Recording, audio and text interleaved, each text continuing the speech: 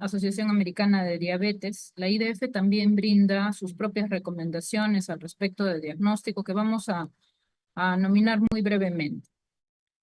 Cada año ellos hacen una revisión y proponen algunas modificaciones a lo previo. Este año hubo muy pocas, que igualmente los vamos a mencionar.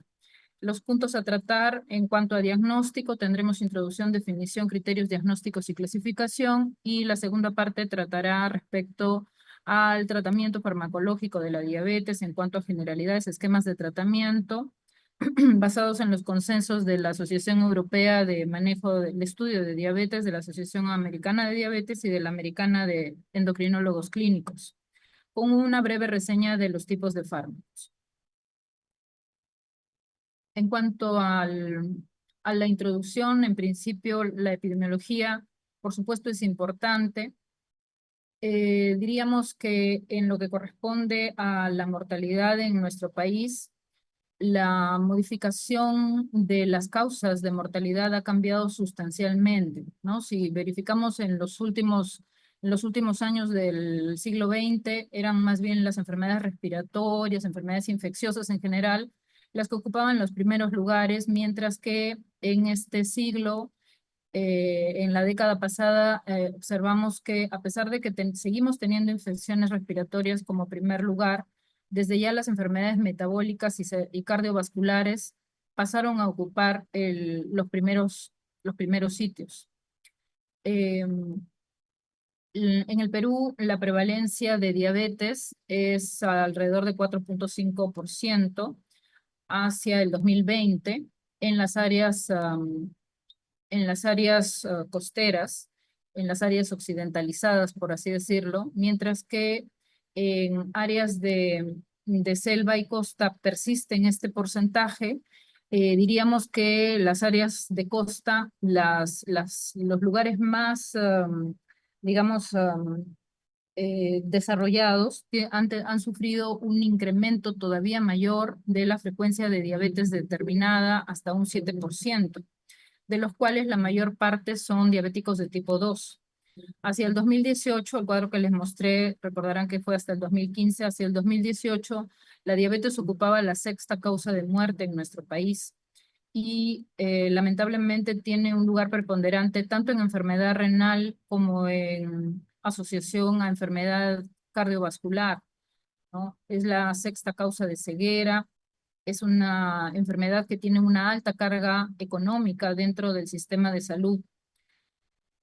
Asimismo, demás complicaciones, tanto macrovasculares como microvasculares, se relacionan con el tercer lugar en enfermedades asociadas a infartos y el primer lugar entre las amputaciones no traumáticas. La diabetes es entonces un conjunto de condiciones que generan la alteración en el metabolismo de glucosa, llevando a una subutilización del azúcar, justamente, acompañado esto de una mayor producción de glucosa, todo lo cual genera una hiperglicemia, ¿no?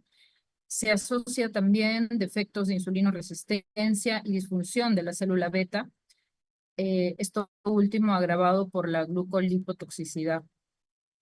Es importante recordar que lo primero que debemos de hacer frente a la enfermedad es tratar de identificar, clasificarla para poder así optar por una terapia más idónea, ¿no?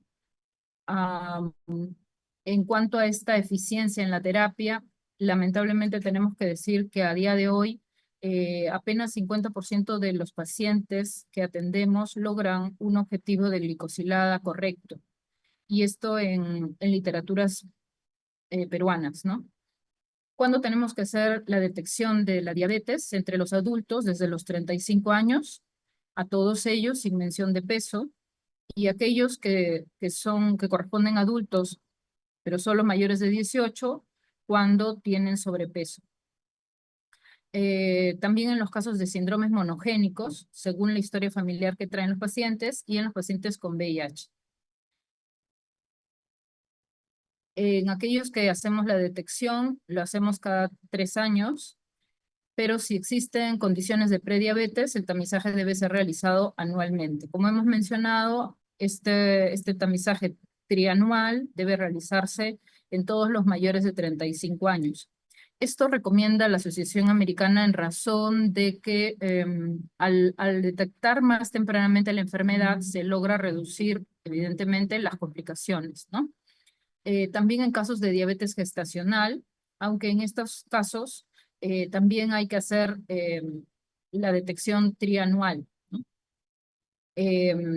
Entre los mayores de 18 años que tengan sobrepeso y que tengan factores de riesgo, como los clásicos conocidos de asociación metabólica, el sedentarismo, tener familiares de primer grado que sean diabéticos, corresponder a una etnia de alto riesgo, como somos todos nosotros, tener historias de enfermedad cerebrovascular o cardiovascular, tener hipertensión, tener una dislipidemia en la que el HDL sea menor de 35, los triglicéridos mayores de 250, en mujeres que tengan poliquistosis ovárica asociados con acantosis nigricans, teniendo un test previo que condicione prediabetes o teniendo una insulinoresistencia que sea evidente en estados de obesidad severa, de esteatosis o de acantosis nigricans.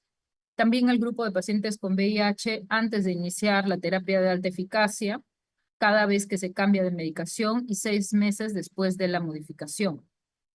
Y se recomienda el testeo anual de la tolerancia para identificar a los pacientes diabéticos en este grupo de pacientes enfermos. Es bueno que se identifique el screening según enfermedad periodontal, ¿no? Que es tan frecuente en los pacientes diabéticos, en aquellos que usan glucocorticoides, tiazidas, estatinas y antipsicóticos, haya que utilizar el test a 3 meses después de la instalación y después anualmente.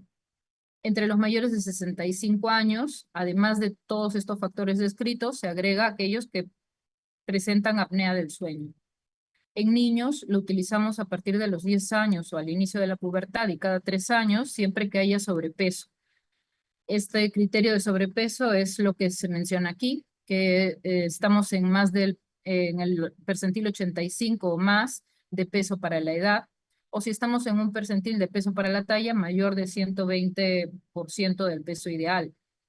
También en aquellos que tienen un índice de masa corporal mayor del 85 percentil para edad y sexo. Si tenemos historia familiar de diabéticos en la familia, en primero o segundo grado, si pertenecemos a etnias de riesgo, si tenemos signos de insulinoresistencia o si tenemos una historia materna de diabetes mellitus o diabetes gestacional. En cuanto a los criterios diagnósticos, son los mismos de siempre. En realidad esto no ha cambiado. Tenemos 4 formas de hacer diagnóstico según la ADA. El primero, y tal vez el más estable, es la hemoglobina glicosilada de 6.5 o más, es el de mejor reproductibilidad. Segundo forma de diagnosticar, con una glucosa en ayunas plasmática de 126 o más, siempre que sea sometido el paciente a un ayuno de por lo menos 8 horas. La tercera forma, cuando hacemos un test de tolerancia y a las 2 horas del test tenemos una glucosa de 200 o más. Siempre que este test haya sido precedido de 3 días de comidas normales, y comidas normales significa que no se restringió el consumo de carbohidratos a menos de 150 gramos por día. La última forma, que es la única que no requiere una confirmación posterior, es aquella en la que hay síntomas de diabetes, las 4 P's consabidas: polidipsia, polifagia, polibria, pérdida de peso, y una glucosa plasmática en donde tengamos al azar, tengamos 200 o más. Decíamos que la única que no requiere una confirmación es esta última forma, la de los síntomas. Todas las demás deberían de confirmarse repitiendo el test que salió alterado o algún otro, ¿no? La hemoglobina glicosilada sí es importante tener presente y exigir a nuestros laboratorios que lo hagan bajo una forma estandarizada. El monitoreo continuo de glucosa, el sensor de glucosa, no es utilizado todavía como método de diagnóstico, aun cuando lo utilizamos cada vez en mayor forma para el control de nuestros diabéticos. La IDF, la Federación Internacional de Diabetes, en marzo del año pasado, promovió una nueva forma de diagnóstico de diabetes, donde cataloga en un test de tolerancia de 75 gramos, que es el mismo que solemos usar habitualmente, el tomar atención para los valores de 1 hora del test. donde se cataloga de diabéticos aquellos que tienen 209 miligramos por decilitro o más en esa primera hora del test. Y aquellos que a esa hora tuvieran 155 o más, pero no llegando a 209, se les cataloga como portadores de hiperglicemia intermedia, que ellos están promoviendo que sea denominada como una forma de prediabetes. En realidad todavía no hay un consenso entre uno y otro, entre una y otra institución, pero debemos de tener presente y hacerlo conocer al paciente, ¿no? Estas dos posibilidades. En verdad, si me preguntan a título personal, considero que cuanto más se identifiquen a los diabéticos es mejor, ¿no? Si un método resulta ser más sensible que otro, deberíamos poder utilizarlo. Hay también criterios de remisión de diabetes, que estas no se presentaron en las guías de la ADA del año pasado, pero sí lo vienen promoviendo ellos, la Asociación Americana de Diabetes también, en donde se menciona que los cambios de estilo de vida, los fármacos e incluso la cirugía metabólica pueden conducir a esta situación de remisión de la enfermedad. Y se cataloga así cuando estando en fármacos los pacientes pueden permanecer 3 meses sin ellos, manteniendo un control idóneo, ¿no? O en la cirugía, lo mismo, ¿no? 3 meses sin tratamiento. Y cuando se hace estilo de vida, 6 meses sin tratamiento de permanecer en rangos correctos, ¿no? Eh, claro, esta situación de remisión en realidad no significa vuelvo a mi vida desordenada y mantengo niveles de glucosa normales, ¿no? Se entiende que siempre hay una forma de tratamiento. Por eso es que este término de remisión puede prestarse un poco a controversia, ¿no? Porque uno podría entender remisión significa que ya soy libre y hago de mi vida lo que quiero y ya no tengo el fantasma de la diabetes detrás, pero en realidad no es tanto así, ¿no? La hemoglobina glicosilada que utilizamos, hay que tener presente que tiene que ser estandarizada bajo este sistema de la NGSP, que es esto de la National Glycohemoglobin Standardization Program. Ellos dictan recomendaciones de cómo debe ser llevado a cabo el manejo técnico para obtener el valor de hemoglobina glicosilada. Pero también hay que tener presente que la validez de la hemoglobina glicosilada se pierde cuando tenemos casos de anemia falciforme, que es esta, como recordarán ustedes, que presenta niveles de hemoglobina S, que es una hemoglobina anómala, que le brinda rigidez a los glóbulos rojos y que se destruyen más fácilmente por esa misma razón y que es más frecuente en las personas de raza negra, ¿no? También en el segundo y tercer trimestre del embarazo y en el posparto inmediato, la glicosilada pierde su utilidad por la hemodilución de las pacientes, ¿no? Esta hemodilución fisiológica que se presenta. En los casos de déficit de glucosa 6-fosfato deshidrogenasa, que es un trastorno que puede ser genético, pero también puede ser adquirido tras el consumo de aspirina o de antibióticos. En los casos de VIH, en los pacientes que están en hemodiálisis, otra vez por el tema de que hay un recambio y una destrucción más precoz de la sangre, de la hemoglobina, en los casos de uso de eritropoyetina, en el uso de transfusiones. En todas estas situaciones es más lógico utilizar el solo valor de glucosa para el diagnóstico. Y también hay que tener presente que en razón de la hemoglobina glicosilada, pues podríamos estar hablando de una mayor o menor tasa de progresión a diabetes. Si estamos dentro de los rangos más cercanos a los inferiores, considerándose la glicosilada no hasta 5.5 lo normal, sino hasta 5.8, ¿no? En los valores que se acercan a 6, el riesgo de progresión a 5 años va hasta el 25%, mientras que si superamos 6% de promedio en glicosilada, nuestro riesgo relativo es hasta 20, ¿no? Con una frecuencia de diabetes a los 5 años de que puede llegar hasta un 50%. Entonces, es uno de los exámenes que más claramente nos puede indicar nuestro riesgo, ¿no? Basados en estos rangos de diagnóstico de diabetes y conociendo la normalidad, catalogamos el estado de prediabetes como la situación intermedia, donde la glucosa en ayunas sea de 100 o más, pero menor de 126. O en el test de tolerancia hemos obtenido 140 o más a las 2 horas, pero estamos menor de 200. Al respecto de glicosilada, decíamos 5.7 a 6.4, son los rangos que implican esta situación de prediabetes, ¿no? Y acá un punto adicional a recalcar es que para la OMS, la glucosa alterada en ayunas, para diagnosticar prediabetes, ellos no consideran 100, sino 110. Otra vez, vuelvo a recalcar, ¿no? Lo que sea más sensible, el examen que determine a mayor población en riesgo, se entiende que será más productivo para efectos de economía en cuanto a la prevención, ¿no? De diabetes. Y vamos con la clasificación etiológica. Estamos hablando de los 4 grandes grupos: diabetes tipo 1, donde se incluye también a la diabetes denominada LADA, diabetes tipo 2, los diabetes de causa específica y la diabetes mellitus gestacional, los diabéticos de causa específica y la diabetes gestacional. En ese tercer grupo se denomina también tipos específicos. Estamos hablando de diferentes patologías que se asocian al desarrollo de diabetes. A la cabeza los defectos genéticos de la función en cuanto a la célula beta. Estos defectos genéticos suelen ser monogénicos. Tenemos al gran grupo de los diabéticos MODY, donde el trastorno se puede identificar en determinados cromosomas, como vemos allí, ¿no? Cada uno de ellos va a traducir un déficit en la proteína o en el factor nuclear que sea identificado asociado, y a la postre va a llevar a una función de la célula beta anormal, donde la secreción insulínica va a estar venida menos, ¿no? También existe la diabetes neonatal, que también es monogénica, ¿no? Y bueno, diferentes tipos de esta diabetes neonatal, que es aquella que se diagnostica los primeros 6 meses de vida. El grupo de enfermedades del páncreas exocrino, donde tenemos el daño de páncreas que va a generar, por supuesto, un mal control de la diabetes. A la cabeza y recalcados, quizás ya desde el 2024, tenemos la diabetes pancreopriva y la diabetes por fibrosis quística.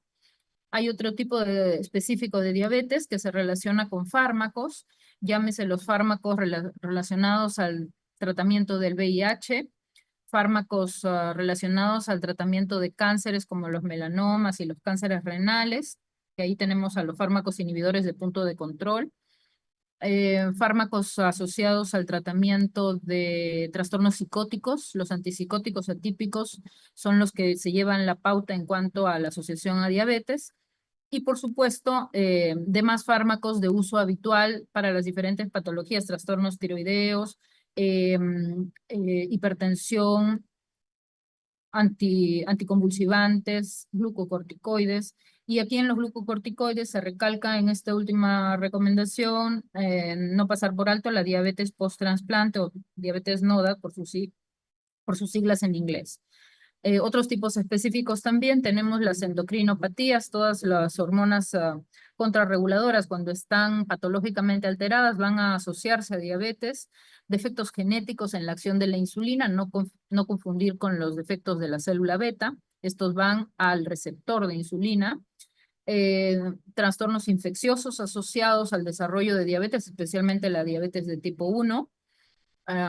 Formas poco comunes de diabetes inmunomediadas. Hay trastornos neurológicos que se asocian a diabetes, y otros síndromes genéticos, algunas veces asociados a diabetes, que en realidad los que ustedes busquen en un libro de genética van a encontrar seguramente alguna asociación a diabetes. En lo que corresponde a diabetes tipo 1 tenemos 2 tipos, la inmunomediada y la idiopática o no inmunomediada. ¿Cómo planteamos este grupo? En realidad, cuando enfrentamos al paciente, que a veces es difícil identificar si se trata de un tipo 1 o tipo 2, la ADA nos propone esta mnemotecnia en inglés, AABBCC, para identificar este grupo de pacientes, ¿no? A por autoinmunidad, buscar otras enfermedades autoinmunes; A por edad, porque claramente suelen ser individuos jóvenes; B por el índice de masa corporal, que se entiende que no son individuos obesos; el background, es decir, las otras enfermedades que pueda presentar, y también el background familiar. eh, la primera C por el control, que en realidad se refiere a la dificultad en el control metabólico, y la labilidad que es tan frecuente con los diabéticos de tipo 1, y la segunda C por las comorbilidades, ¿no? Llámese todos estos fármacos que puedan estar recibiendo los pacientes y que puedan estar constituyendo un motivo por el cual dudemos de una diabetes de tipo 1, ¿no? La diabetes inmunomediada en realidad dentro de la diabetes de tipo 1 es la más común, pero aún así es muy poco frecuente en la población. Puede ser tanto inmediata como tardía, ¿no? Cuanto más jóvenes los pacientes, más rápida la instalación. Y he aquí que esta forma de presentación tardía se puede dar en los diabéticos mal catalogados como tipo 2, en realidad ser tipo LADA, ¿no? Que son aquellos que tienen esta autoinmunidad y que van menguando progresivamente la función de la célula beta de una manera muy discreta hasta que llegan a insulinopenias severas con estados de cetoacidosis, etcétera, ¿no? Y se dice que hasta un 40% de los pacientes diabéticos tipo 2 están en realidad mal catalogados y son diabéticos de tipo 1, ¿no? Sin duda, el fenómeno fisiopatogénico es la destrucción inmune de las células beta. Hay un péptido C bajo que traduce esta pobre función de células. Y claro, esto da pie al debut de cetoacidosis que puede llegar hasta un 33% de pacientes. Sin embargo, recordemos, hay un 66% restante que no debuta en cetoacidosis. Lo que sí es frecuente al diagnóstico es la presencia de los autoanticuerpos. Hay una fuerte asociación a este tipo de HLA, al DRB10301, al DQB10201. Hay otro HLA, el 0206, que es más bien protector y que en nuestra población es predominante, ¿no? De hecho, nosotros tenemos una frecuencia de diabéticos tipo 1 menor que otras áreas donde hay una población caucásica prominente, ¿no?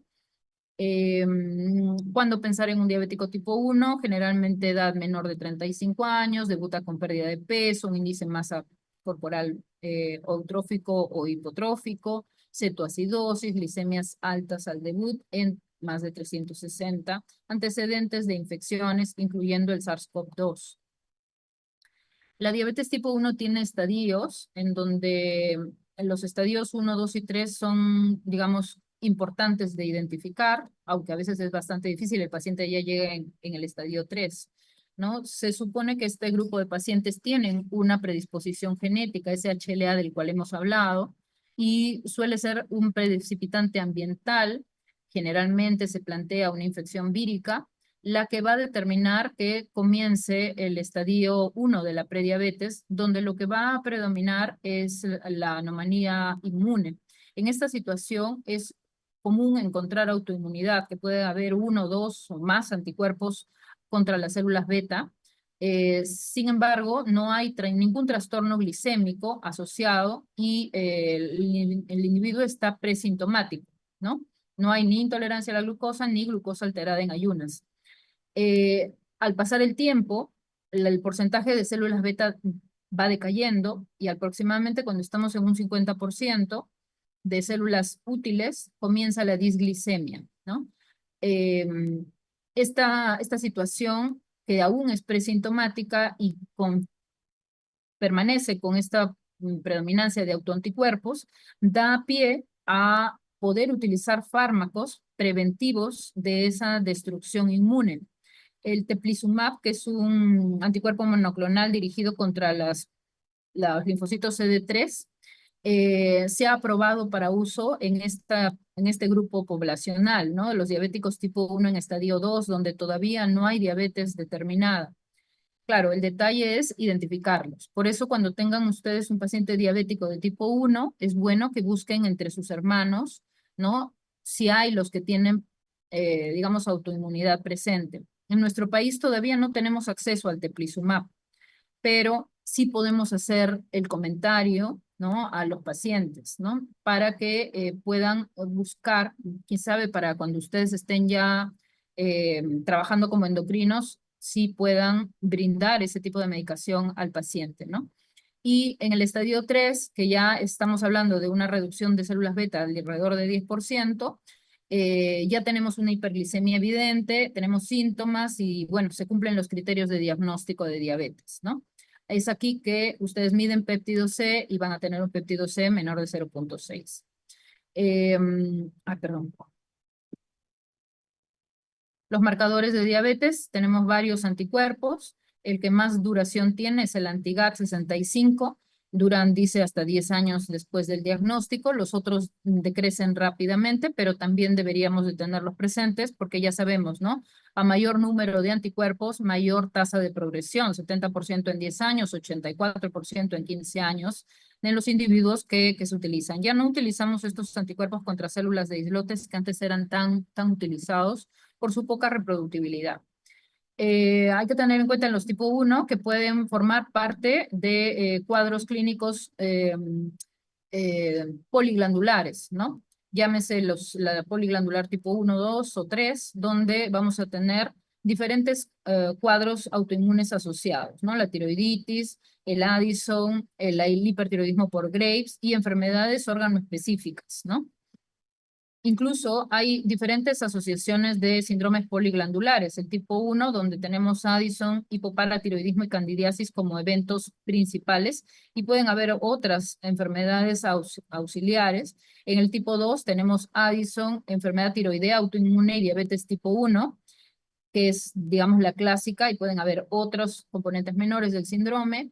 Enfermedad tiroidea autoinmune asociada a 3A, 3B, 3C o 3D, sea otras enfermedades endocrinas, el 3A, miren que casi se superpone a esta, el 3B, donde vamos a tener hepatitis autoinmune o autoinmunidad gastrointestinal, 3C, enfermedades neuromusculares o de piel, 3D, enfermedades de colágeno, hematológicas o vasculares autoinmunes, y el tipo 4, que es donde caen todos aquellos que no se han mencionado previamente. Hay una tipo 1 también idiopática, donde no hay autoinmunidad, pero sí hay insulinopenia y desarrollo de cetoacidosis. Esta no se asocia a HLA. Y generalmente los pacientes tienen ancestros africanos o asiáticos. O sea, hay un grado variable de deficiencia insulínica donde pueden haber cuadros de cetoacidosis y tiempos de remisión en donde parecería que el paciente deja incluso de necesitar insulina y cae nuevamente en cetosis, ¿no? El requerimiento insulínico es variable. Al respecto de la diabetes de tipo 2, tenemos esta antigua descripción donde solamente se le daba chance al hígado por producir mayor glucosa en ayunas, a la insulina, a las páncreas donde estaba la secreción insulínica venida a menos y a la captación de glucosa disminuida por el músculo para pasar a un enfoque mucho mayor donde inicialmente se catalogó como 8 los órganos afectados y después han pasado a ser 11 los órganos afectados. Y vean ustedes que tenemos alteración de la secreción no solamente de la célula beta, sino también de la célula alfa. Tenemos una alteración del efecto incretina a nivel intestinal. También a nivel intestinal tenemos una alteración de la microbiota. Tenemos una incrementada lipólisis. Tenemos un aumento de la reabsorción de glucosa a nivel renal, una disminución de la captación de la glucosa a nivel de músculo, una disfunción de neurotransmisores, por supuesto, una producción mayor de glucosa, eh, en ayunas, y el rango a nivel cerebral por el lugar de manejo del apetito y del peso, ¿no? Que también influye.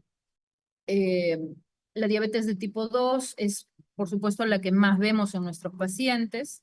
Hay diferentes fenómenos etiopatogénicos y de hecho la herencia es poligénica, por lo que su predominancia en familias es muy, muy alta, mucho más alta que la diabetes de tipo 1, que en la diabetes de tipo 1 decimos, si tenemos los dos padres afectados es 15% del riesgo, si tenemos un padre afectado es 7% del riesgo, diríamos que es mucho más del 50% si tenemos un padre diabético tipo 2, ¿no? En la familia, para tener diabetes de tipo 2. En este caso no hay destrucción autoinmune, pero sí hay una merma progresiva también del volumen efectivo de células beta. Generalmente son gentes obesas, hay que descartar los otros tipos específicos de diabetes. También tener en cuenta que la cetoacidosis no es patrimonio de los tipo 1, pueden haber también en tipo 2, y la resistencia a la insulina puede condicionar una concentración de insulina inmunoreactiva elevada, pero que llega a ser insuficiente para normalizar los niveles de glucosa.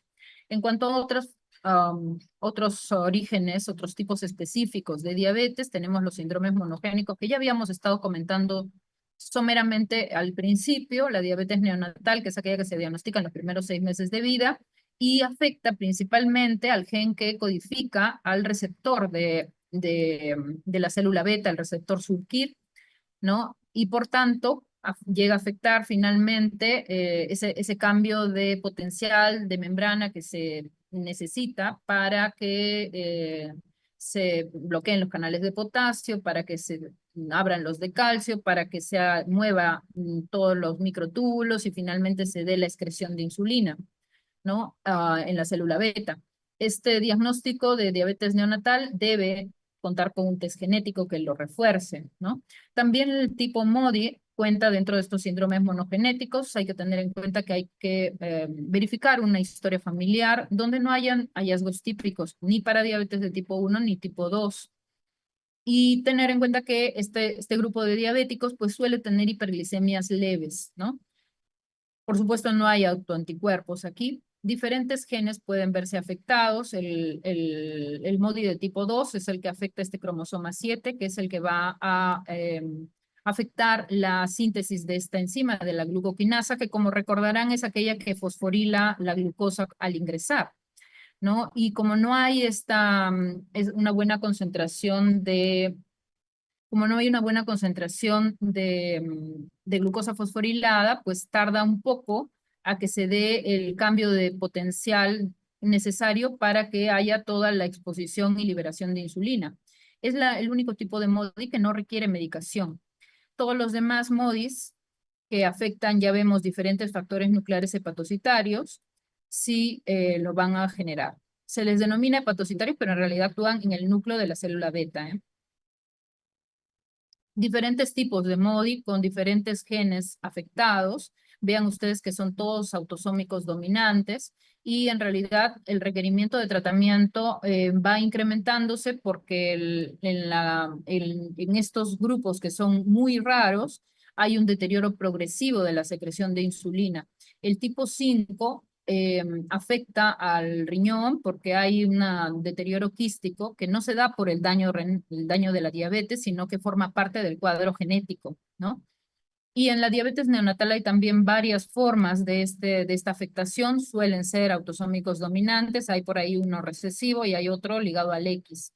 Y la mayor parte responden a sulfonilureas, porque de lo que se trata es de mejorar la secreción insulínica, ¿no? Hay alguno que sea transitorio, pero la mayor parte son permanentes. La diabetes MODY puede diferenciarse de la diabetes de tipo 1 y tipo 2, diferentes tipos de MODY también, dependiendo de la edad de inicio, dependiendo de los anticuerpos, por supuesto ya sabemos cuál va a tener anticuerpos, dependiendo de la frecuencia de cetoacidosis, también nos orienta a pensar si sea un tipo 2, raramente tipo 1, y claramente no se va a ver afectado en los MODY, muy raramente en los tipos MODY de tipo 3 y 1, ¿no? Diabetes en los padres, esto siempre como parte de los diagnósticos de MODY, común en la diabetes de tipo 2 y más bien rara en los tipo 1. Los niveles de péptido C indetectables en los tipo 1, normales y también normales en los MODY porque ya les digo, no es que no haya insulina. Hallazgos de insulinoresistencia, claramente vamos a tener en los tipo 2, niveles de proteína C reactiva, ya sabemos el estado inflamatorio que condiciona la diabetes de tipo 2 y tratamiento de primera línea en los tipo 1 será la insulina, en los tipo 2 serán insulinosensibilizadores o, bueno, ahora lo veremos también en el gráfico que ha cambiado un poco esta situación de la preferencia por metformina, no necesita tratamiento y bajas dosis de sulfonilureas dependiendo del tipo MODY que tengamos. Hay un flujograma diagnóstico que no se plantea en la revista de la ADA, o bueno, sí se plantea, pero la han corregido un poco. Eh, y lo que sabemos es que si tenemos un adulto con una sospecha de diabetes tipo 1, le tendríamos que hacer un dosaje de autoanticuerpos. Y si tienen autoanticuerpos, ya está, no hay nada más que pensar, es un diabético de tipo 1. Pero si no lo tiene, hay que fijarnos en la edad. Y si es un individuo de menos de 35 años, plantearnos si acaso hayan hallazgos que sugieran una diabetes monogénica. Y si la hay, testear el péptido C. Y si tiene buen péptido C, es una diabetes monogénica. Si en cambio el péptido C está muy disminuido, que acá les puse la equivalencia de picomoles, que es lo que ponen acá, nanogramos por decilitro, que es lo que solemos dosar en nosotros, entonces si tiene muy venido a menos, pues será la diabetes de tipo 1. Si no hay hallazgos de enfermedad monogénica, pero más bien hay hallazgos de diabetes de tipo 2, pasamos a plantearnos lo mismo que si fuera un diabético de más de 35, es decir, una clasificación poco clara, ¿no?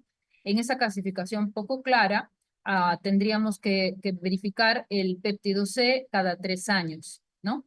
Y entonces volvemos a al estatus inicial, sea que su péptido ha disminuido, pues era una diabetes de tipo 1, sea que estaba muy bien, era una diabetes de tipo 2, y si estamos en una condición intermedia, volvemos a reevaluar a 3 años después. Otros tipos específicos, enfermedades del páncreas exocrino, donde se daña la parte exocrina y por ende, por contigüidad, mejor dicho, se daña la secreción endocrina del páncreas. Lesiones de tipo traumática, pancreatitis aguda, pancreatitis crónica, que es mucho más frecuente de llevar a diabetes, neoplasias, hemocromatosis, con la famosa diabetes bronceada que casi no vemos, fibrosis quística, cánceres, desórdenes genéticos que afectan a la parte exocrina pancreática, y lo que se va a ver siempre en estos grupos de pacientes es una insuficiencia exocrina e imágenes compatibles, especialmente en la pancreatitis crónica, ausencia, por supuesto, de autoinmunidad. La fibrosis quística es una enfermedad que vemos mucho más en el grupo pediátrico, ¿no? Se asocia a problemas respiratorios importantes, y lo que va a pasar es que no hay una buena secreción en las glándulas exocrinas, ¿no? Eh, ¿Cómo vemos este tema de la diabetes? En este grupo de pacientes hay una falla en la ganancia de peso, o más bien una pérdida de peso. Debemos hacer un screening anual con test de tolerancia a la glucosa. No, en este grupo no se recomienda el dosaje de glicosilada para diagnóstico. Y aquí, como va a estar menguada la secreción insulínica, entonces el tratamiento ideal es la insulina, ¿no? Hay que monitorizar las complicaciones, por supuesto. Después de 5 años del diagnóstico de fibrosis quística, es correcto hacer el test de tolerancia de manera anual. Los diferentes fármacos que ya hemos mencionado, y un punto a resaltar, la diabetes post-trasplante, o NODA, por sus siglas en inglés, ¿no? Se entiende que el paciente no tiene una infección aguda, está en un esquema estable de inmunosupresión. Evidentemente, este diagnóstico no incluye a la diabetes que se da antes del trasplante, ni tampoco la hiperglicemia asociada a estrés del trasplante. Si al momento del alta no hay hiperglicemia, no es una diabetes post-trasplante, ¿no? Algo que suena muy lógico, pero en verdad, créanme que a veces se nos olvida, ¿no? La inmunosupresión en este grupo de pacientes debe continuar. El tratamiento de elección es la insulina, dependiendo del paciente, ¿no? A veces el daño de glucocorticoides, de las terapias inmunosupresoras, no es tan marcado y permite que podamos plantear al paciente un tratamiento con hipoglicemia oral, y por supuesto con el seguimiento estricto para ver en qué momento se desarrolla tal resistencia que obligue a la utilización de insulina. Diferentes endocrinopatías. Por aquí, por ejemplo, una imagen de glucagonoma, que es un tumor productor de glucagón, es un tipo de tumor neuroendocrino que se ve, de los pocos que son evidentes, porque tiene un eritema migratorio necrolítico, ¿no? Eh, claro, en estos casos, si se opera a tiempo, no hay recurrencia. Lo que vemos en los tumores neuroendocrinos, lamentablemente, es que hasta en un 50% el diagnóstico se hace cuando ya hay metástasis hepática, ¿no? Otro tipo de diabetes de tipo específico, aquellos asociados a defectos en el receptor de insulina, tenemos todos estos que hemos mencionado. Sabemos que el receptor de insulina es un tetrámero donde tenemos 2 subunidades alfa y 2 subunidades beta unidas por puentes disulfuro.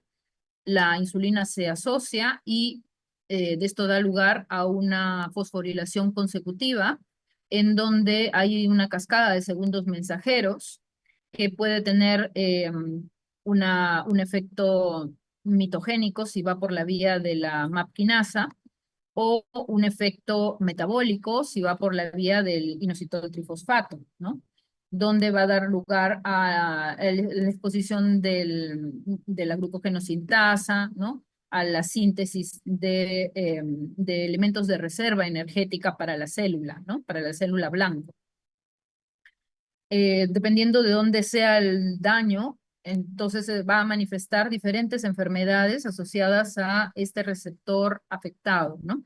Tenemos, por ejemplo, el leprechaunismo, donde vamos a tener una alteración en la cistina de la subunidad alfa y se va a manifestar como hiperglicemia de ayunas, un hiperinsulinismo, porque claro, el receptor no funciona, ¿no? Severa intolerancia a la glucosa, anomalías de dentición y una gran acantosis nigricans, ¿no? Algo similar en la enfermedad denominada Mendenhall, donde el daño va a estar más bien en la célula beta y vemos que estos chiquitos no tienen tejido celular subcutáneo, tienen una gran acantosis y una resistencia a la insulina marcada.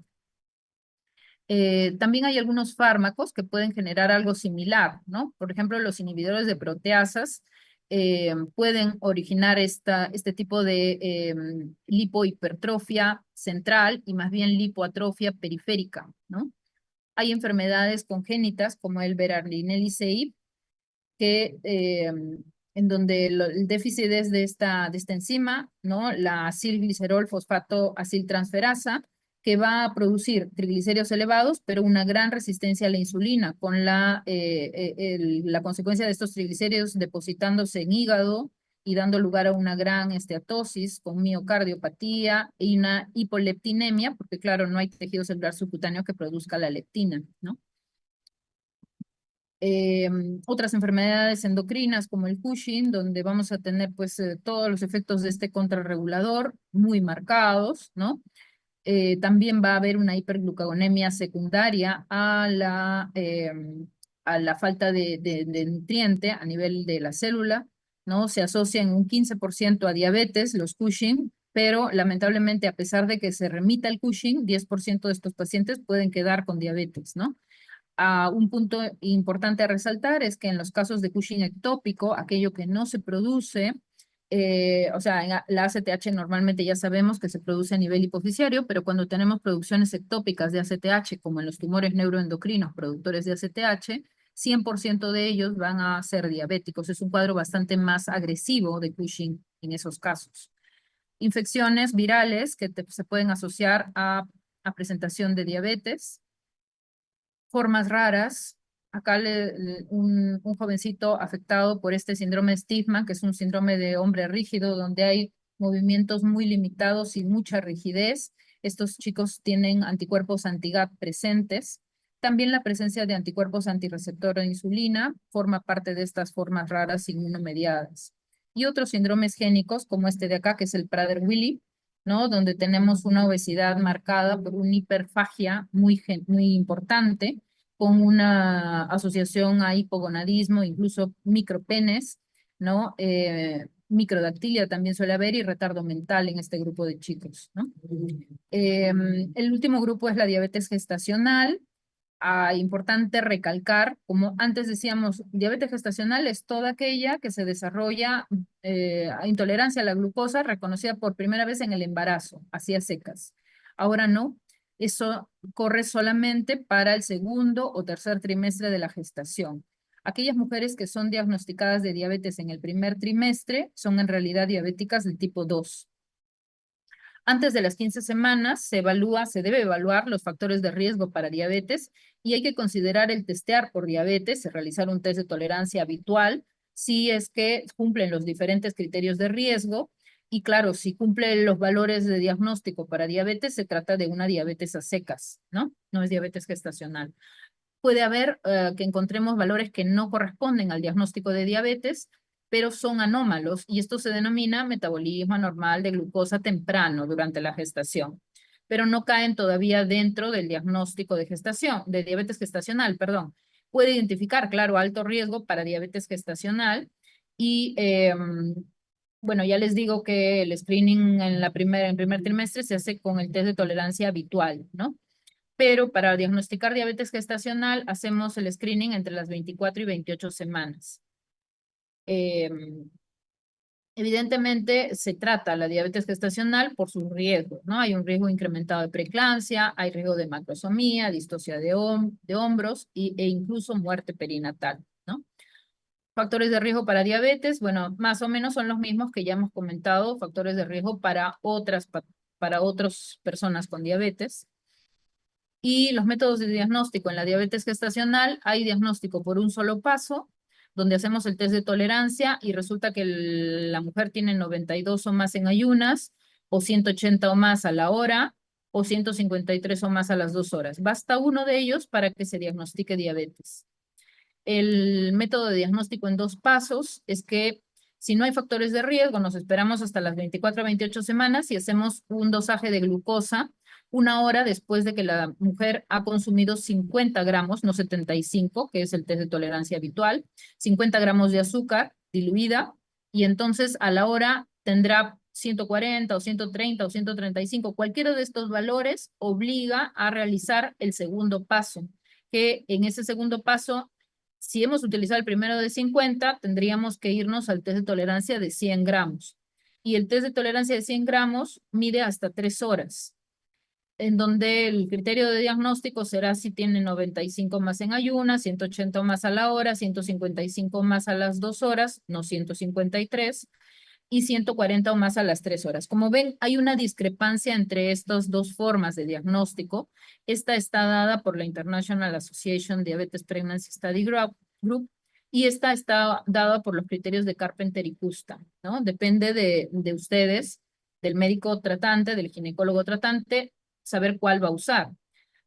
En realidad la ADA propone este porque es un solo paso, o sea, es menos costo efectivo, y además se requiere solamente 3 muestras en lugar de 4, ¿no? Vemos que hay diferentes formas de diagnosticar diabetes gestacional. Que es el que estoy planteándoles que marca la ADA, reduce el número de niños grandes para la edad gestacional, pero no reduce el número de cesáreas. Y bueno, también ha sido, digamos, corroborado, ¿no? Recientemente. Bueno, en cuanto al tratamiento, eh, estamos viendo de que se vuelve a plantear las metas de cuidado basados en diferentes puntos a tener en cuenta, ¿no? Tenemos que evaluar las características claves del paciente, llámese estilo de vida, comorbilidades, características clínicas, sea la edad, sea el peso, su motivación, si hay depresión, el contexto cultural y sociocultural. Hay que considerar también factores específicos que impactan en la elección del tratamiento. Podría ser, por ejemplo, la intención de la pérdida de peso o el prevenir hipoglicemias. Y según eso, seleccionar los medicamentos que tengan menor cantidad de efectos colaterales, que un régimen que para cada paciente puede tener un determinado grado de complejidad, ¿no? El acceso a la medicación, el costo de la medicación y del monitoreo. Hay que planificar un plan a seguir para cada paciente, ¿no? Ver qué tan informado y educado está el paciente, ver cuáles son sus preferencias, empoderar al paciente para que él mismo tome decisiones, evaluar las DESMES, que son estos mecanismos de educación, de automanejo y de apoyo que tienen los pacientes, y con eso concordar un plan de tratamiento, ¿no? Donde busque metas que sean específicas, que sean medibles, que sean logrables, que sean realistas y que estén basadas en un tiempo a plantear, ¿no? Implementar este plan, ¿no? Y si no lo cumple o si no se lleva a cabo, evaluarlo cada 3 meses para procurar una mejora, monitorizar el plan de trabajo, buscando el mejor bienestar, chequear la tolerabilidad y finalmente revisar que sea llevado a cabo de una manera efectiva, buscando objetivar los resultados. El plan dietético, bueno, el clásico, el plato, el método del plato, donde un cuarto va en carbohidratos, un cuarto va en proteínas y la mitad del plato va en verduras, es lo que más solemos utilizar, pero el acompañamiento nutricional es muy importante para los pacientes y tendríamos que plantearlo cada vez que vamos a enfrentar al paciente. La actividad física es también un punto muy importante que implica costo de tiempo, pero no costo económico, ¿no? y que va a reportar además beneficios no solamente en el control glicémico, sino en la salud cardiovascular, la salud hepática, respiratoria, en fin. Así que hay que promover que los pacientes cumplan por lo menos 150 minutos de actividad física por semana, de las cuales 50% sean efectivos en ejercicios de fuerza. Este es el esquema de tratamiento para los diabéticos de tipo 2, que se ha confirmado este año y lo vamos a desglosar rápidamente. Hay que tener en cuenta que las metas glicémicas son individuales y varían de acuerdo a la duración de la enfermedad. Por ejemplo, cuanto más pequeño, más reciente el diagnóstico, haya que ser más exigente en cuanto a el control glicémico. También si hay poco riesgo de hipoglicemias asociadas, obviamente nos permitirá ser más exigentes. Si tenemos una larga expectativa de vida, claramente tendremos que buscar un mejor control porque vamos a tener más chance de hacer complicaciones. Si tenemos unas comorbilidades, mejor dicho, si todavía no tenemos comorbilidades importantes, nos da pie a que seamos más exigentes con el control. Cuando el problema renal o el problema ocular es mucho mayor, pues vamos a tener que ser un poco más blandos en cuanto al control glicémico, porque ya las oscilaciones, las grandes variaciones pueden desencadenar efectos que no queremos en estas complicaciones, ¿no?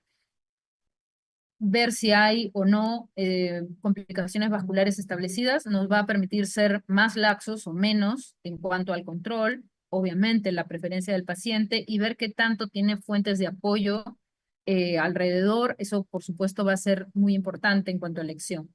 Dos situaciones a tener en cuenta. Una, en cuanto a validar el background, ¿no? Esta situación de que si el paciente tiene depresión, si el paciente está con distrés o ansiedad por la diabetes, si ha tenido síntomas de desórdenes de alimentación, si hay una enfermedad seria mental, en jóvenes que tengan dificultades para el autocuidado, si han dejado de utilizar insulina para bajar de peso, ¿no? Todas estas son circunstancias que pueden afectar el control glicémico, que van más por el tema psicológico o conductual y deben de ser tomadas en cuenta cuando vamos a enfrentar al paciente y su medicación. Y también, como no, este tema del peso que tiene el paciente, cómo enfrentarlo, si solamente vamos a utilizar terapia nutricional y conductual, o si vamos a utilizar farmacoterapia, o le vamos a sugerir de repente una cirugía metabólica. Todos esos son puntos también importantes a tener en cuenta. En cuanto al flujograma que habíamos estado viendo, tener presente que lo primero es ver las conductas de automonitoreo, las conductas que determinan finalmente si el paciente va a poder cumplir o no el tratamiento. Y después de eso, después de que hemos hecho esa evaluación a nuestro paciente, veremos si tiene diferentes factores de riesgo que podamos nosotros enfrentar con el tratamiento. Por ejemplo, para aquellos que tienen alto riesgo cardiovascular, tendremos que verificar, es decir, aquellos que tienen infartos, accidentes cerebrovasculares, si han tenido algún procedimiento de revascularización, si tienen angina inestable, han tenido alguna amputación, ¿no? O si, siendo mayores de 55 años, tienen factores de riesgo como obesidad, hipertensión, tabaquismo, dislipidemia. En esos casos, la ADA propone que se plantee un tratamiento con los agonistas de receptor de GLP-1 o los inhibidores de SGLT2. Y una vez que se logra la glicosilada, pues mantenerse, ¿no? Y si no se logra, entonces se puede echar mano del otro grupo. Si acudieron a los agonistas, podrían agregar inhibidores de SGLT2 y viceversa, ¿no? Si tenemos un alto riesgo cardiovascular, pero en realidad no son enfermedad cardiovascular como tal, sino estamos hablando de insuficiencia cardíaca, entonces en esos casos vamos con los inhibidores de SGLT2. Si tenemos en cambio enfermedad renal, llámese enfermedad renal, aquellos que tienen una tasa de filtrado menor de 60 o una tasa de albuminuria, creatininuria mayor de 3 miligramos por milimol, o mayor de 30 miligramos por gramo, ¿no? En esos casos tendríamos que utilizar inhibidores de SGLT2 o en su defecto utilizar agonistas de receptor de GLP-1, ¿no? Y si aún así no se logra el objetivo, pues echamos mano del otro fármaco, ¿no? En cambio, si no tenemos enfermedad cardiovascular como la que hemos mencionado, es decir, no hay infartos, no hay insuficiencia cardíaca, no hay daño renal, entonces veremos si nuestra meta es mantener el control glicémico y de peso tan solo, ¿no?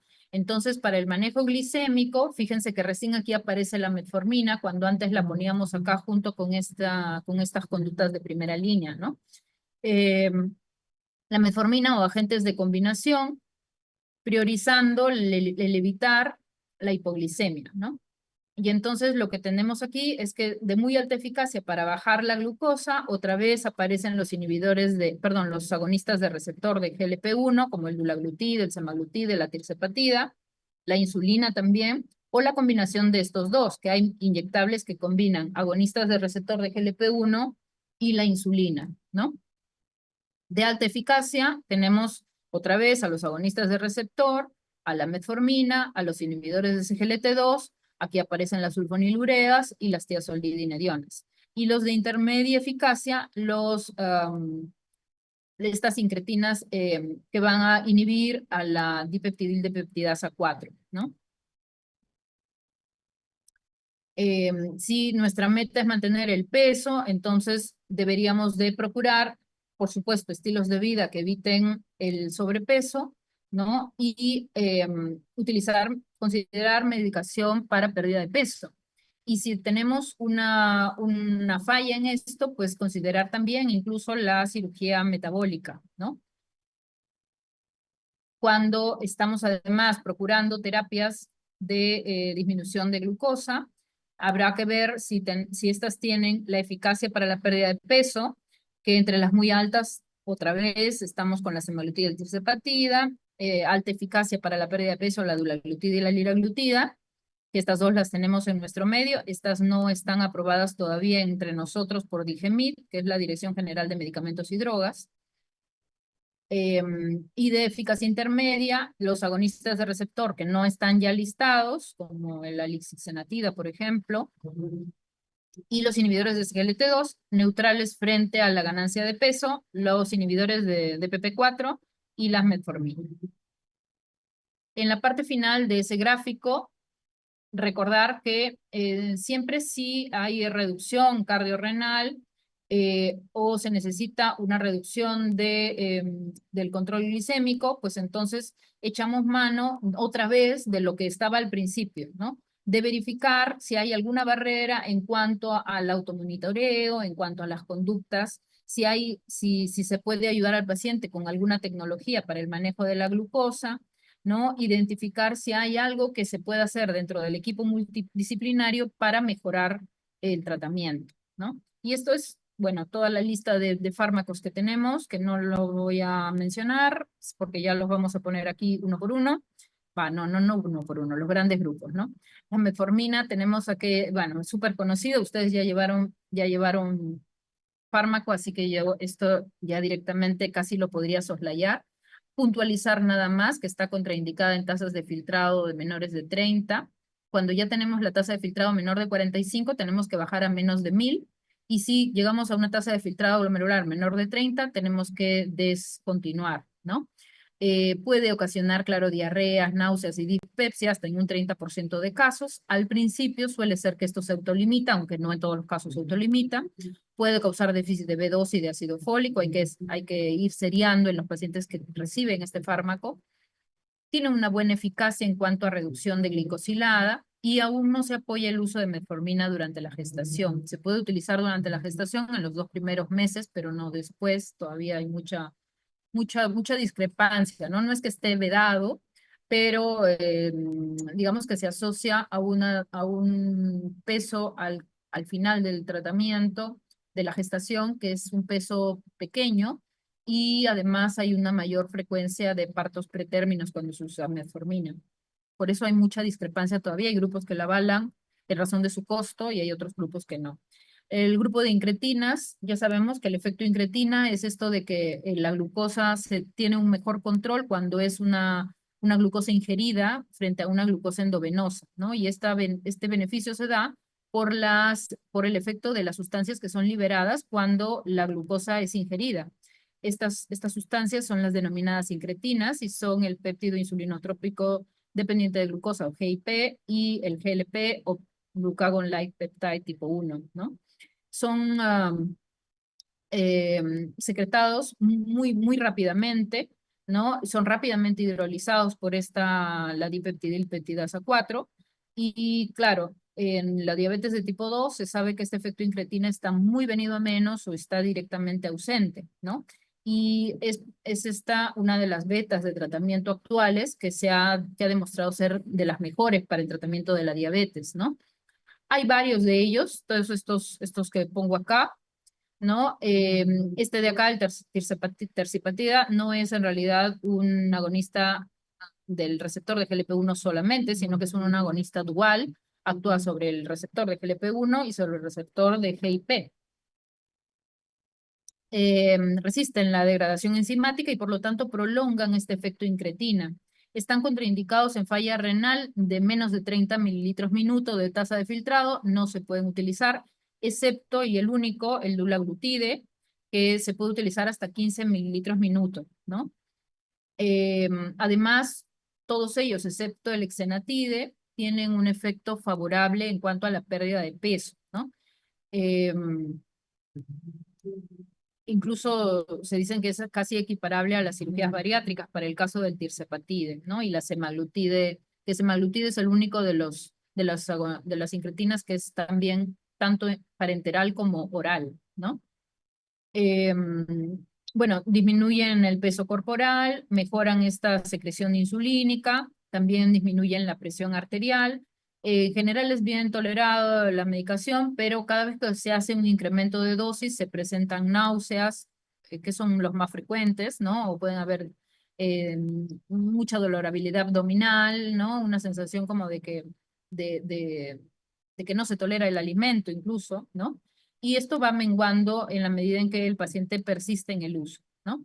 Se pueden también mezclar con insulina. Hay una presentación del lisixenatide que viene junto con insulina, que es la llamada Solicua, que permite el uso, ¿no? De hecho, cuando ustedes enfrentan al paciente y ya no pueden darle tratamiento oral, antes que la insulina se propone el uso de agonistas del receptor, ¿no? De GLP-1. Los inhibidores de SGLT2 son glucosúricos, ya lo sabemos, diferentes tipos, los que tenemos ahora en mercado de la dapaglifosina y la empaglifosina. Son útiles aún en etapas avanzadas de daño renal. DAPA-CKD se puede utilizar hasta 25% de la tasa de filtrado sin ningún riesgo, ¿no? Ocasionan una modesta pérdida de peso, también reducen la presión arterial y tienen un efecto clave sobre la protección de los casos de de insuficiencia cardíaca congestiva, ¿no?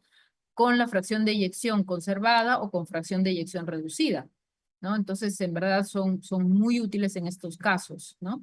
Y ya sabemos el efecto protector, nefroprotector que tienen, ¿no? El evento adverso más asociado, la infección urinaria y la micosis genital. Y esto que es muy importante, que por eso está vedado su uso en los diabéticos de tipo 1, porque son tan efectivos que siguen produciendo glucosuria y el paciente comienza a dejar de utilizar la insulina. Y obviamente la insulina es necesaria en este grupo de pacientes para la vida, ¿no? La cetoacidosis es lo que sigue al descontinuar el uso de insulina y por eso es que este grupo de pacientes no deben utilizar este medicamento, los inhibidores de SGLT2, ¿no? Entre los inhibidores de PP4, todos orales, ¿no? Tienen un beneficio en la glucosa postprandial. Eh, También se puede utilizar en pacientes con enfermedad coronaria, ¿no? Son seguros. Tienen efectos adversos como la nasofaringitis, la infección de vías respiratorias y la pancreatitis aguda. Y algo que me olvidé de mencionar con respecto a las incretinas es que pueden aumentar el riesgo de cáncer medular de tiroides, ¿no? Hay que estar atentos a eso. Hay que hacer reducción de dosis en general cuando hay falla renal. La única que no lo requiere, hay dos que no lo requieren, la linagliptina y ahora último la gemigliptina tampoco requiere reducción de dosis frente a falla renal porque tienen excreción hepática, ¿no? Las tiazolidinonas mejoran la acción insulínica, la que tenemos en el mercado es la pioglitazona. pero tienen el riesgo importante de que al combinarse con insulina en pacientes que tienen falla cardíaca, pues incrementan la frecuencia de insuficiencia cardíaca. Tienen un beneficio muy, muy importante en el hígado graso, ¿no? Son de las pocas cosas que han mejorado fibrosis hepática. Y de hecho, su uso combinado con agonistas de GLP-1 son de las mejores terapias para revertir fibrosis, cosa que antes no se había logrado, ¿no? En lo que corresponde a fibrosis hepática. Sulfonilureas, bueno, ya sabemos, ¿no? En realidad son ahora el patito feo del tratamiento. Tienen un grupo de pacientes en las que pueden ser útiles cuando ya estamos en declive de la función pancreática, ¿no? Y claro, en los MODI, ¿no? Estos MODI que son los MODI no 2, ¿no? Los MODI 1, MODI 3, que ya sabemos por qué razón nos van a ayudar. Diferentes tipos de sulfonilureas, de acuerdo a la generación. El evento adverso más asociado claramente es la hipoglicemia por esa gran secreción insulínica que generan, ¿no? Y bueno, la ganancia de peso, ¿no? La insulina que se produce finalmente nos va a nutrir, nos va a engordar, ¿no? También pueden originar la inconsciencia de hipoglicemia, que es como muy frecuentemente tenemos hipoglicemias, entonces perdemos los mecanismos de contrarregulación, hacemos neuroglicopenias y recién el paciente se percata de ellos cuando ya está a punto de convulsionar, ¿no? Entonces no es tan correcto. Siempre que utilicemos este tipo de fármacos insulinos secretagogos, debemos hacer monitoreo de glucosa, ¿no?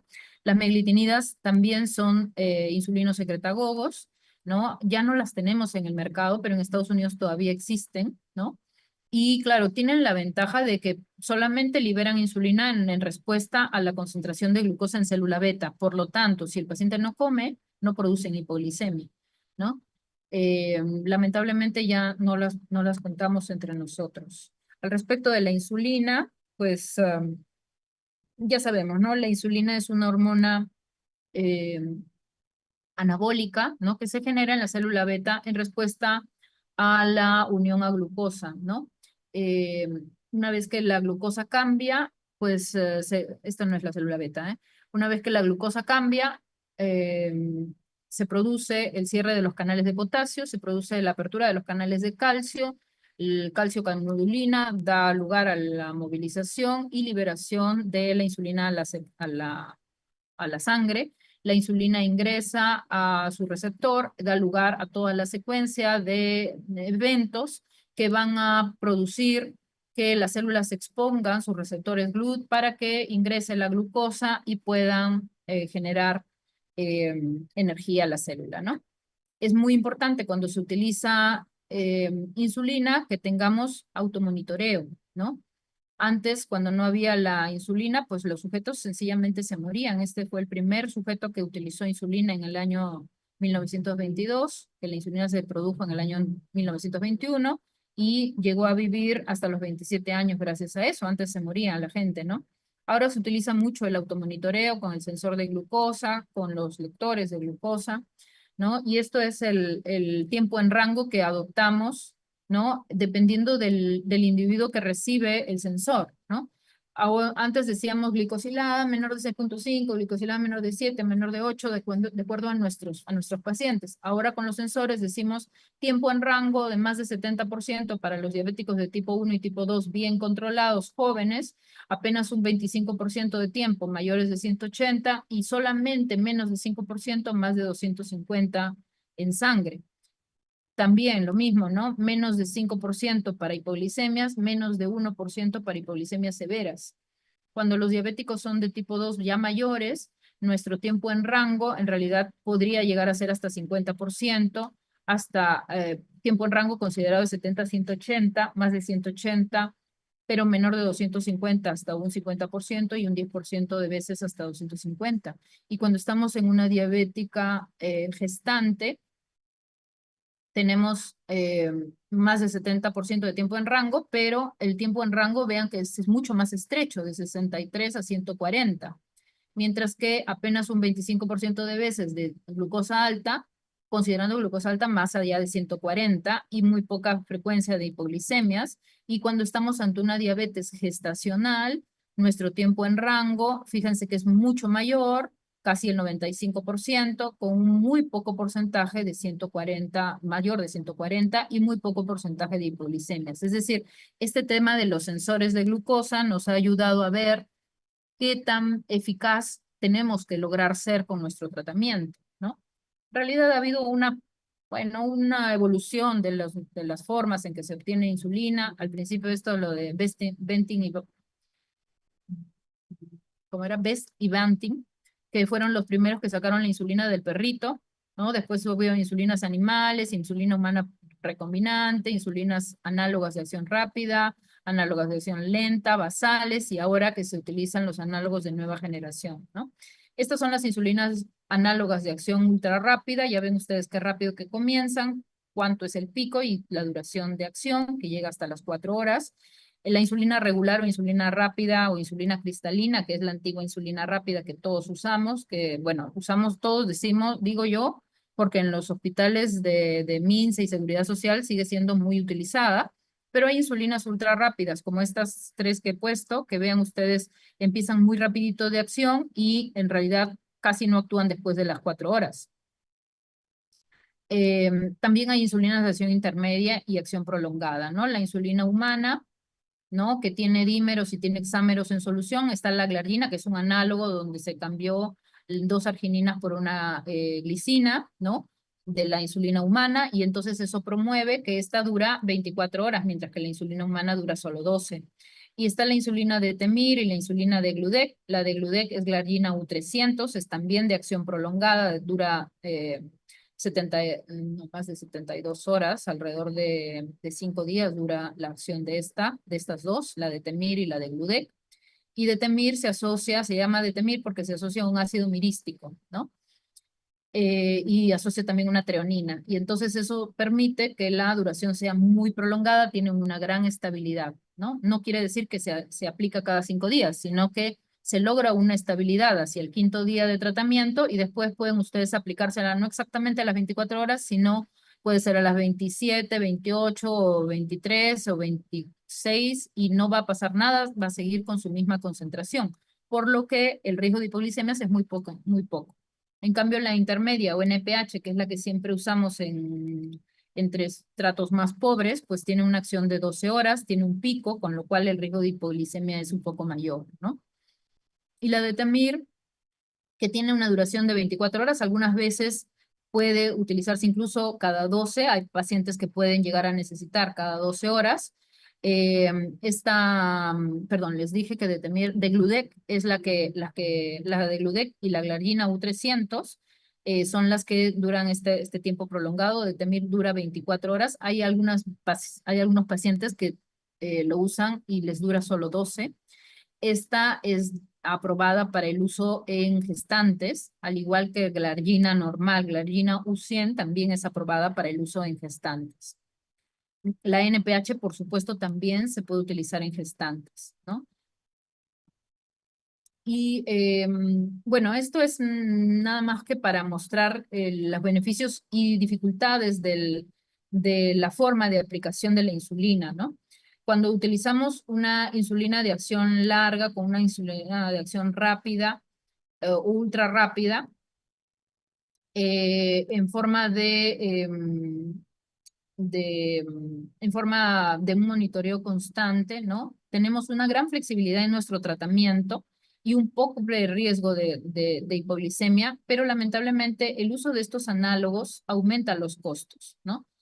Si en cambio usamos insulina NPH o insulina de acción rápida del tipo cristalina, no tenemos tanta flexibilidad porque la cristalina hay que ponerla 30 minutos antes, porque la NPH obliga a utilizar 2 veces al día. Podríamos tener un riesgo de hipoglicemia por los picos de la NPH, pero los costos son muy bajitos.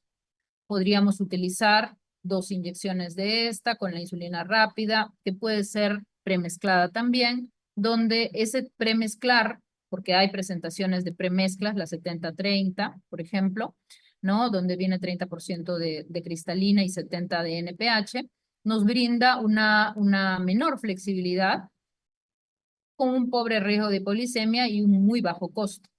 Sin embargo, ahora en medios más industrializados, ¿no? En otros países tenemos no solamente la tecnología del sensor, sino además también unido a una bomba de insulina que se coloca también subcutánea, que se comunican entre ellos por Wi-Fi, el sensor con la bomba, y permiten que hayan tecnologías de asa cerrada, híbridas, donde permite al paciente una gran flexibilidad en cuanto al horario de comida, en cuanto al tipo de comida, con un muy bajo riesgo de hipoglicemias, porque las bombas de insulina liberan insulina en micro cantidades minuto a minuto y con muy alto costo, ¿no? En realidad, el que quiere celeste, pues que le cueste, ¿no?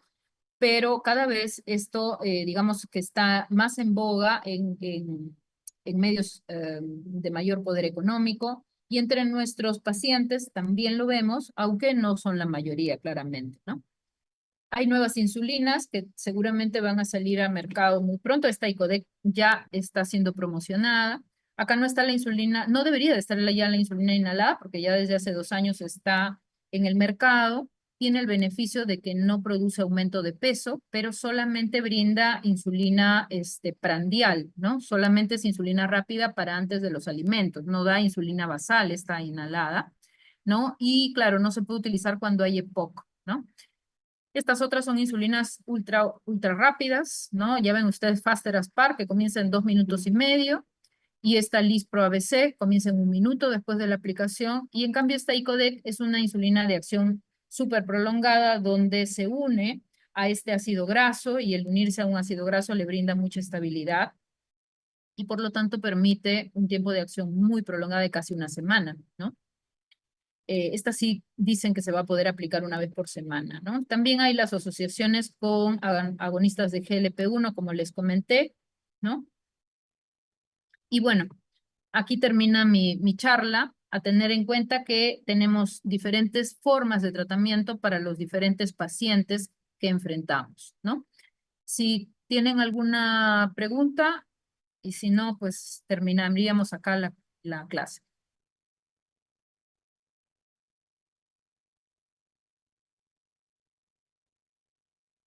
Muy bien, espero que me hayan estado escuchando. Les agradezco su atención. Gracias, doctora.